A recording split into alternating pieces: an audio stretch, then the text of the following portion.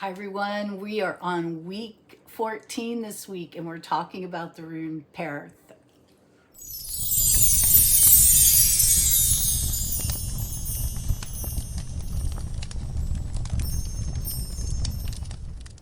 I'm Jilly, thanks for stopping by and thanks for sticking with me on this journey through the runes. We are on week 14 and we are getting to the end of our second Ert. We should be done with that Ert by Christmas, so we're moving right along. Today is about the rune Perth, and it is a rune of mystery. It's a rune of cauldrons and dice cups. It's a rune of mystery and of things that are hidden, and of it is a rune of the moment right before there's a revelation. Now, there is no corresponding rune poem in the Elder Futhark that I could find anyway. If somebody finds it, let me know. But in the Anglo-Saxon Futhark, this is the rune poem. It says, "Peorth is always play and laughter among bold men, where warriors sit merrily together in the beer hall."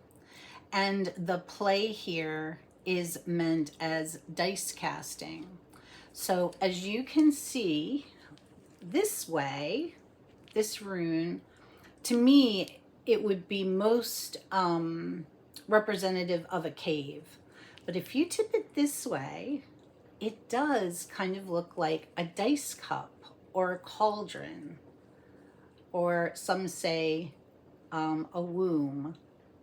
I think a womb would be that way, but so this is a rune of taking chances, of calculated risk.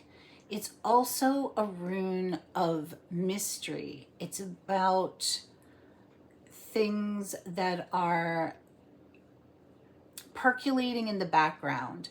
It's like how, if we think of our lives, and this has been a metaphor that we've seen and heard of for lives, that it's like a tapestry being woven, but we can't see all the colors of that tapestry or all the different threads being put together. So it's until we're right there. So this is about a the mysteries of life, the things that we can't see, the revelations that are about to happen. And we might feel that. We might be feeling that we're just like on the brink of something and we just don't quite know maybe even what it is, but we feel it. This is a rune that can help us, I think, see past that veil that's down. You might be saying, well, that's great, Jill, but like, what's the modern meaning? What does this mean for me today, and how do I use it? Well, I definitely think that this is a rune that we could use in shadow work and in divination.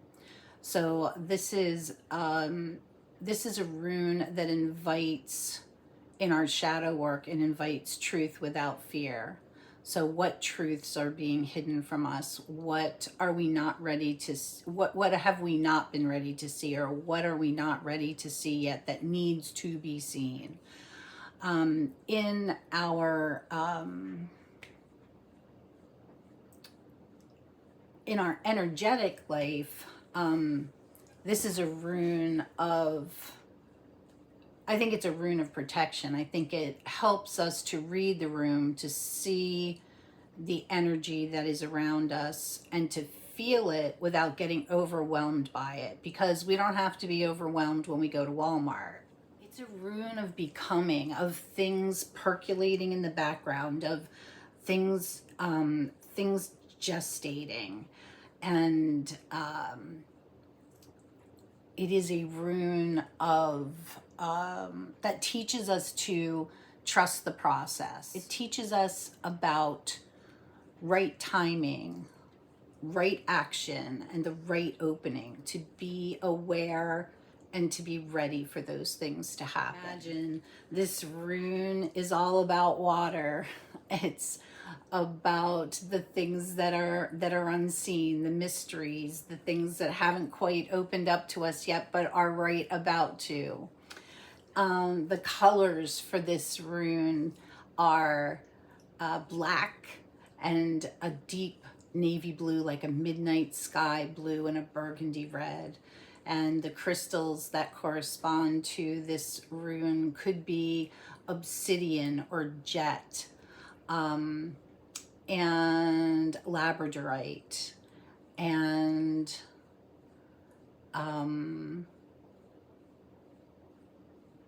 I'm thinking of one of my favorite stones. I have a really deep midnight blue sunstone, and I know it's probably dyed, but it's beautiful, and it reminds me of a night sky.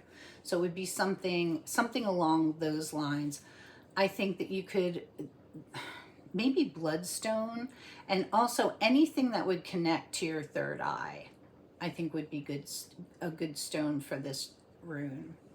The herbs that are connected with it are herbs like yarrow and vervain. Let me see. Moonstone as one of the stones. Sorry to go back for a second. I just was stealing a look at my notes, and I saw moonstone, and wow, that would be a great one to work because of its watery properties. You know, I work with moonstone a lot on the new moons especially. But mugwort, that was the one that I wanted to. It was mugwort, yarrow, vervain, and blackberry. So some of the trees that are associated with this rune are the ones that you would think of normally, the ash and elder. But one that came up that I was really surprised about was pear wood. And why is that? Well, it's because the dice cups and the dice boxes used to be made from pear wood, and I like that. I like that. It's also because of pear wood has properties of fertility and feminine mysteries, and the sweetness hidden inside, hardness. And that made me think about, the sweetness that's hidden inside the challenges of life sometimes. So what can we do with Perth? How can we use it? And I think, most likely we're going to be using this rune in rune casting. And remember a couple weeks ago, I was talking about how I always read my runes right side up. I don't read them reversed. Well, this might be one that if it kind of lands on its side, you're talking more about the chance and the like that, taking that calculated risk. But if it lands on its side like this, that's more of like the womb-like mysteries, things of, the gestation part of things, the things that are percolating in the background, the things that are not ready to be revealed yet. Okay, what are the 3 things that we can take away with us today? Well, if I were to say one thing, it would be keywords. And out of everything that I've said today, and sometimes not very well, I think the keywords for Perth are the unseen, what is to be revealed, synchronicities, mystery. And the second thing I would say is that think of Perth as the dice cup, as the womb, as the cauldron. This is where things are being formed and they're still concealed. It's not quite time for them to be revealed yet. Perth is the rune that is going to assist in the divine timing. And the third thing is that this rune teaches us that timing matters, and that our fate is not fixed, and that our engagement, our energy.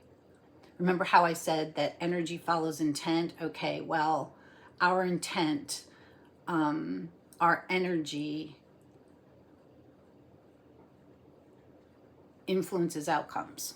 That's what I would say are the three things to remember from this rune. If you've liked this video, please give it a thumbs up, and please leave me a comment, even if it's just an emoji. Your engagement with this video helps to get it out into the algorithms and really helps the channel to grow. I so appreciate each and every one of you, especially when I'm making videos like this, which have been a little bit more difficult for me. So thanks for hanging in there with me. I appreciate it. And until next week, take care of yourself.